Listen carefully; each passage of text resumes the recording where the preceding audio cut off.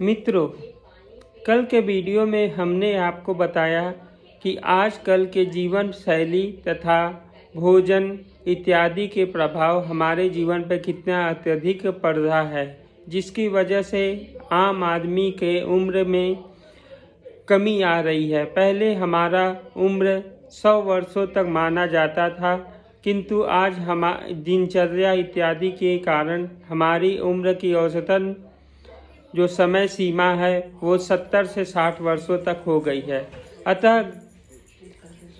शास्त्रों में विदित 4 आश्रमों का उपयोग अब इन्हीं 70 वर्षों में ही करना पड़ेगा। और यदि इस हिसाब से देखा जाए तो अपना वानप्रस्थ जीवन प्रारंभ हो चुका है। तो हे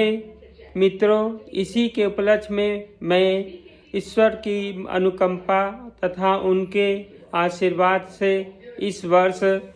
महाकुंभ में जाने की तैयारी कर रहा हूँ। ये महाकुंभ है क्या, ये भी जानना अत्यंत ही आवश्यक है। युगों पहले जब भगवान विष्णु के पास समस्त देवता और दानव गए थे अपनी विपदा को रोते हुए तथा देवताओं की कमजोरी को देखते हुए, ईश्वर ने उन्हें कहा था कि आप समुद्र मंथन करें। समुद्र मंथन में वासुकी नाग को सुमेरु पर्वत को मथनी और वासुकीनाथ को रस्सी तथा भगवान विष्णु खुद एक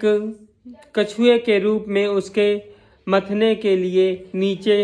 एक आधारशिला बने तथा ये मंथन प्रारंभ हुआ। समुद्र मंथन से निकलने वाले समस्त पदार्थों में सर्वप्रथम जो सबसे जहरीला और संसार को नष्ट करने वाली, पूरी सृष्टि को बर्बाद करने वाली शक्ति थी, तो वो थी विष। इस विष के उत्पन्न होते ही चारों तरफ त्राहिमाम मचने लगा। तो इस विपदा से प्रकृति को तथा संसार को बचाने के लिए देवों के देव महादेव आगे बढ़े तथा उस विष को अपने स्वयं में पान करने के लिए वो अग्रसरित हुए। उस विष को पान करने के उपरांत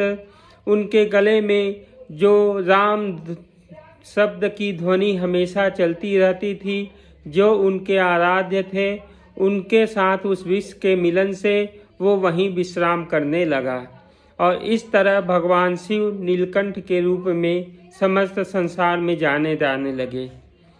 इसके उपरांत फिर से मंथन प्रारंभ हुआ और इस मंथन के द्वारा अत्यंत ही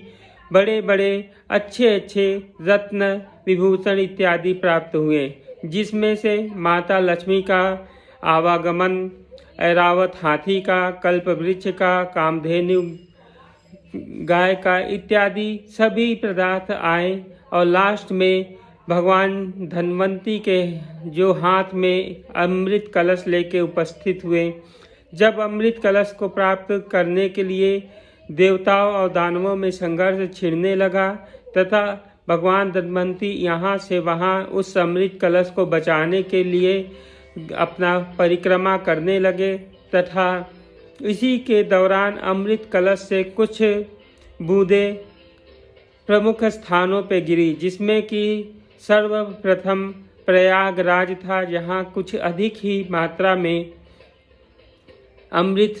उस कुंड से निकलकर प्रयागराज के पावन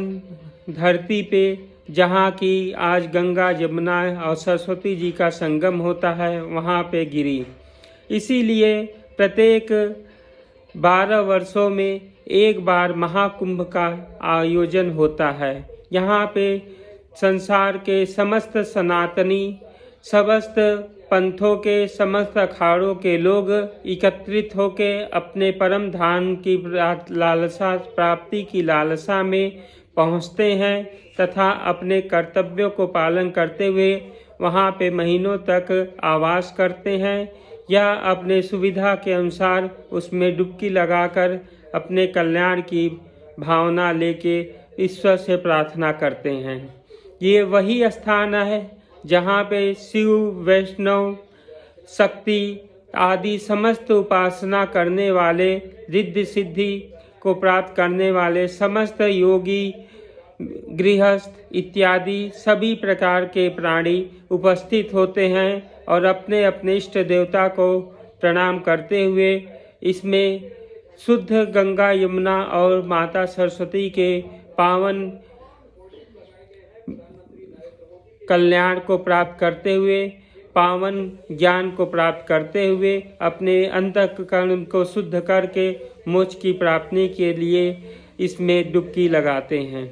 तो इस स्थान पे जो 3 नदियां हैं वो तो 2 जागृत दिखाई देंगी, लेकिन तीसरी नदी वो नदी है जिन्हें सरस्वती जी कहते हैं, जहाँ पे समस्त अनुयायी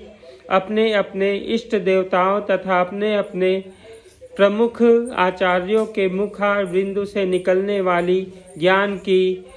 तथा तप, व्रत इत्यादि सत्संग की भावनाओं में पूरी तरह से वशीभूत होकर अपने कर्तव्य करते हैं और उसमें डुबकी लगाते हैं, तो वही तीसरी नदी माता सरस्वती वहाँ प्रस्तुत होती हैं। इस तरह महाकुंभ 1 महीनों तक चलता है और समस्त लोग इसमें अपने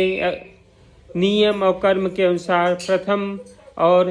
अंतिम यात्रा के लिए अपने आप को पूरी तरह से शुद्ध कर लेते हैं तथा विभिन्न लोकों पर लोकों को प्राप्त करने की इच्छा से अपना